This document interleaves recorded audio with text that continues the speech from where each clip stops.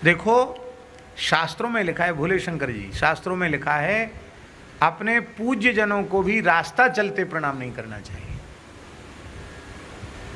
क्यों नहीं करना चाहिए?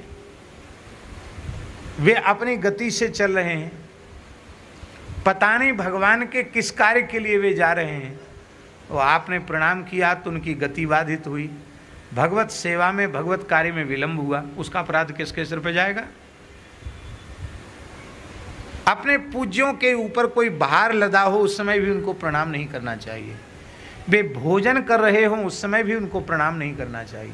वो भगवान के श्रीअंग की सेवा कर रहे हैं उस समय भी प्रणाम नहीं करना चाहिए, क्योंकि भगवत सेवा में अपराध हो जाता है। भगवान के सामने कोई पूज्य नहीं है, भगवान ही सर्वोपरि हैं। अब उनके सामने हमने प्रणाम स्वीकार कर लिया तो हम भी अपराधी हैं और प्रणाम करने वाला भी अपराधी है। इसलिए भगवान के सामने प्रणाम नहीं लिया जाता।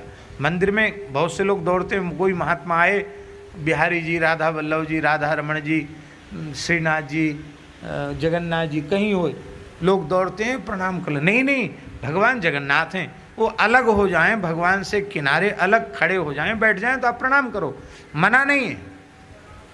जिन संतों की मर्यादा है कि वे चरण स्पर्श नहीं कराते हैं, तो हम जबरदस्ती उनके पांव पकड़ के छुएं और उनको कष्ट हो जाए तो? अब स्वामी श्री राम सुखदास जी महाराज, उनके कोई चरण स्पर्श कर ले तो वो 24 घंटे का निर्जल करते थे। अब हम किसी संत को भूखा प्यासा रख दें 24 घंटे के लिए, ये तो भैया इससे अच्छा तो दूर से प्रणाम करो। तो जब आसन पर सुस्थिर भाव से विराजमान हो तब उनको प्रणाम करना चाहिए। प्रणाम की भी एक मर्यादा है, पद्धति है। और जो लोग नहीं चाहते हैं उनको दूर से आप मन ही मन प्रणाम कर लो, छूने की क्या आवश्यकता है। वृंदावन की घटना है एक आश्रम की, आश्रम का नाम हम नहीं लेंगे, विरक्त संतों का ये आश्रम। एक महात्मा का नियम था, वो किसी से पैर नहीं छुआते, और दूसरे महात्मा ने सौगंध खा ली, हम इनको पांव पकड़ के रहेंगे। अब उन्होंने उन महात्मा को दंडवत करने के लिए बहुत दौड़ाया। अब बेचारे भजनानंदी महात्मा थे, एकहरा शरीर था, बूढ़े थे, कहाँ तक दौड़ते, दौड़ते दौड़ते अंत में वो उम्र थी उनकी 50-55 साल की तो कम से कम रही होगी, और जो पैर पकड़ने वाला था वो 20-25 साल का था, उसमें जोर ज़्यादा था। उसने महात्मा को खूब दौड़ाया, गोरेदाऊ जी के पास वो दौड़ाया, और अंत में वो जो महात्मा थोड़ी उम्र थी जिनकी, वो तो थक गए, तो एक कोने में जाके वो खड़े हो गए कि अब हम यहाँ से भाग के कहाँ जाएं।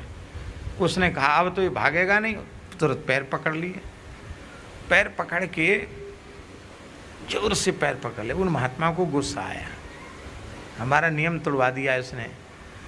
तो गुस्सा आया तो और तो कुछ उन पर चला नहीं, उन्होंने दांत से काट लिया कंधे में, जोर से बंदर जैसे कचर दिया।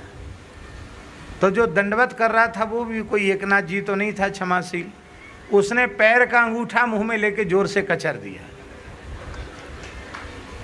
दंडवत जिसको दंडवत किया उसके तो अंगूठा कचर गया, और जो दंडवत करने वाला था उसका कंधा कचर गया।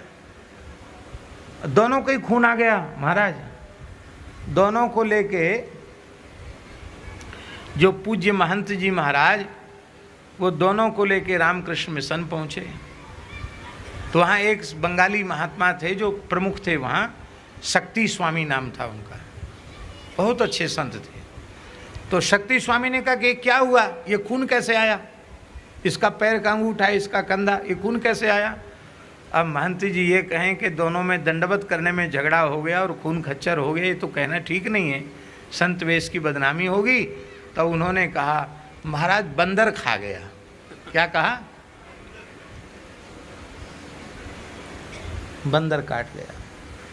तो फिर वो पट्टी वट्टी हुई, इंजेक्शन, बंदर काट गया तो इंजेक्शन, हॉस्पिटल में तो यही हो, इंजेक्शन लग गया।